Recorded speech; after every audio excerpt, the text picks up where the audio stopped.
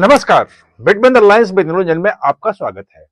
आज हम बात करेंगे आतंक के यूनिवर्सिटी की, जो वही यूनिवर्सिटी अल फलाह यूनिवर्सिटी फरीदाबाद का, जिसने आतंकियों को, जो लाल किला पर हमला करने वाले आतंकी थे, बम विस्फोट करने वाले, और पूरा एक सफेद पोश टेरर मॉड्यूल, आतंकियों का मॉड्यूल वहां रह रहा था। वो उस पूरी यूनिवर्सिटी को जब्त कर लिया है ईडी ने। ईडी की बहुत बड़ी कार्रवाई है ये। इस पूरी कार्रवाई के बारे में बताएंगे आपको कि अब यूनिवर्सिटी का क्या होगा और उसके जो मालिक हैं जावेद सिद्दीकी, उसका क्या होगा, कहां है, ये सब पे चर्चा करेंगे। लेकिन उसके पहले आपसे अनुरोध है कि आप हमारे चैनल को सब्सक्राइब कीजिए, बेल आइकन बटन दबाइए ताकि नया वीडियो आपको तत्काल मिल सके, और कमेंट जरूर कीजिएगा क्योंकि आपके कमेंट से नई जानकारी भी मिलती है और नए पर्सपेक्टिव भी मिलते हैं। तो आज ईडी ने बहुत बड़ी कार्रवाई कर दी है। जावेद सिद्दीकी, जो उसका मालिक है, वो जेल में है और न्यायिक हिरासत में अभी भी जेल में है। 2 महीने के भीतर, आज 16 जनवरी है, 13 नवंबर को ईडी ने मनी लॉन्ड्रिंग का केस दर्ज किया था। ECIR बोलते हैं, लेकिन आप सामान्य तौर पे FIR के रूप में उसको समझ सकते हैं। और 10 नवंबर को दिल्ली पुलिस ने FIR दर्ज की थी।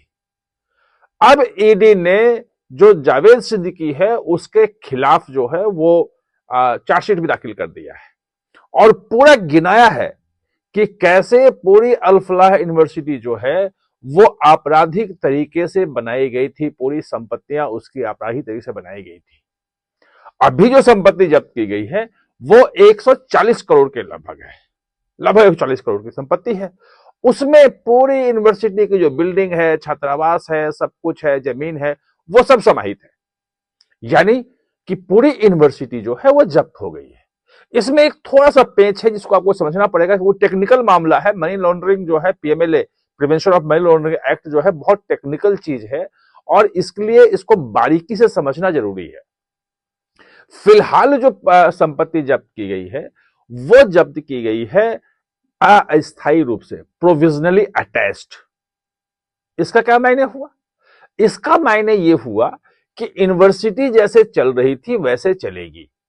वहां जो छात्र हैं, प्रोफेसर हैं, जो सब काम करने वाले हैं, जैसे चल रहे थे वैसे चलेंगे। उनका जो पैसे आया था, एडमिशन था, वो सब कुछ फीस ऐसे आती रहेगी, सबकी सैलरी वैसे ही जाती रहेगी। लेकिन एक बड़ा फर्क यह पड़ गया कि अगर चुपके से कहीं डील कर लेता कि भाई यूनिवर्सिटी फंस गई, इसको बेच दो, कर सकता था। भाई दोहा में किसी को बैठे हुए किसी गल्फ के अमीर को बेच दे, कहीं किसी और को बेच दे, खुद निकल जाए कि यूनिवर्सिटी फंस गई है, पैसे बना लो, जो बचता है वो बच जाए। अब वो यूनिवर्सिटी नहीं बेच पाएगा। ये प्रोविजनल अटैचमेंट के मायने हैं। अब है क्या कि एजुकेटिंग अथॉरिटी में मामला जाएगा, उसकी मुहर लग गई तो वो अपीलेट ट्रिब्यूनल एक होता है PMLA का, वहां ये मामला जाएगा। और अगर उसकी भी मुहर लग गई तो यूनिवर्सिटी को ईडी अपने पोजीशन में ले लेगा। थोड़ा टाइम लगेगा क्योंकि ये चरणबद्ध तरीके से होता है। अचानक आप गैर कानूनी तरीके से किसी यूनिवर्सिटी को नहीं ले सकते हैं, कानून के हिसाब से चलना पड़ता है। लेकिन उसकी तैयारी शुरू हो गई है। ये बिल्कुल क्रेडिट रखिए और बता दिया कि प्रोसेस क्या क्या है। अब है क्या कि 140 करोड़ में तो ये पूरी जब्त हुई है, लेकिन कमाई इतनी ही नहीं है। लगभग 493 करोड़ की अवैध कमाई का पता लगाया है। वो अवैध तरीके से कमाया गया था और अल फलाह ट्रस्ट जो है उसमें कई कंपनियां जुड़ी हुई हैं आपस में। उन तमाम कंपनियों में पैसे ट्रांसफर कर दिए गए। जो इस यूनिवर्सिटी से पैसे कमाई हो रही थी वो दूसरी जगह पे भेजा जा रहा था, यानी कि उनको अपना संपत्ति बना रहे थे। वो चैरिटेबल होता है, ट्रस्ट तो चैरिटेबल होता है, लेकिन दूसरी जगह पे वो ट्रांसफर कर रहे थे। वो सब भी पता किया है और ईडी के बड़े अधिकारी ने कहा कि वो सबके जब्त करने की भी प्रक्रिया चल रही है, यानी कुछ छूटेगा नहीं। ये बड़ी कार्रवाई है और ये आपराधिक रूप से कमाई गई संपत्ति है, यह साबित भी करना है ईडी को। उसकी भी तैयारी हो गई है। ईडी ने साफ साफ कहा है कि भाई इनके पास तो नैक का जो है एक मिला था और एक्सपायर हो गया था, वो तो था ही नहीं इनके पास सर्टिफिकेट। और ये अपने हर जगह लिखते थे कि नैक सर्टिफाइड, मेडिकल कॉलेज में लिखते थे, बाकी इंस्टीट्यूशन में लिखते थे नैक से है।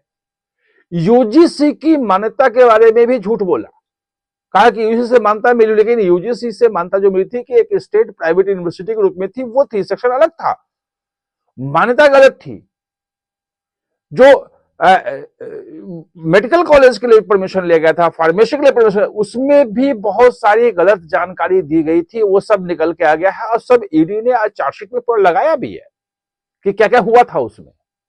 ये ईडी का कहना है, जो चार्जशीट है उसमें जो कहना है कि ये जो पूरा प्रोसीड है, ये जो पूरी संपत्ति, जो फीस ली जा रही थी, अभिभावक जो जा रहे थे वो समझ रहे थे कि भाई ये तो यूजीसी से मान्यता प्राप्त है, नैक एक्रेडिटेड यूनिवर्सिटी है, और उसके हिसाब से वो फीस दे रहे थे। यानी कि अभिभावकों को धोखे में रख के ये आपराधिक तरीके से उनसे पैसे लिए गए, फीस वसूला गया, सारी चीजें उनसे ली गई और उसके बाद उस पैसे का दुरुपयोग किया गया। यूनिवर्सिटी उसी से खड़ी हुई पूरी की पूरी। यानी कि ये पूरी यूनिवर्सिटी जो है, जो आतंकियों को पनाह दे रही थी जम्मू कश्मीर से, जिस आतंकी को जम्मू कश्मीर सरकार ने आतंकी कनेक्शन के कारण डॉक्टर को निकाल दिया नौकरी से, उसको यहां रख लिया और पूरा जैशे मोहम्मद का मॉड्यूल खड़ा था। आपको पता है कितना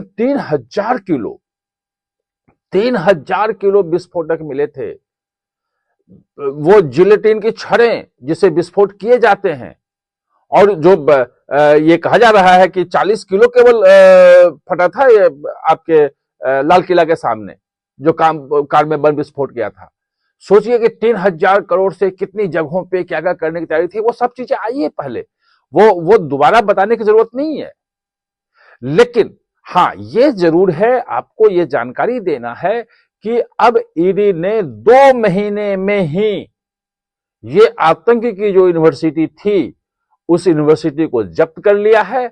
अब इसके फाइनल पोजीशन लेने में थोड़ा वक्त जरूर लगेगा, लेकिन उस दिशा में ईडी ने ठोस कदम बढ़ा दिया है, आज चार्जशीट भी कर दी है। आप हमारे साथ जुड़े, इसके लिए बहुत बहुत धन्यवाद। और हां, चैनल को सब्सक्राइब करना ना भूलें, इसका बेल आइकन दबाएं ताकि नया वीडियो कोई भी आए तो उसका नोटिफिकेशन समय पे आपको मिल जाए।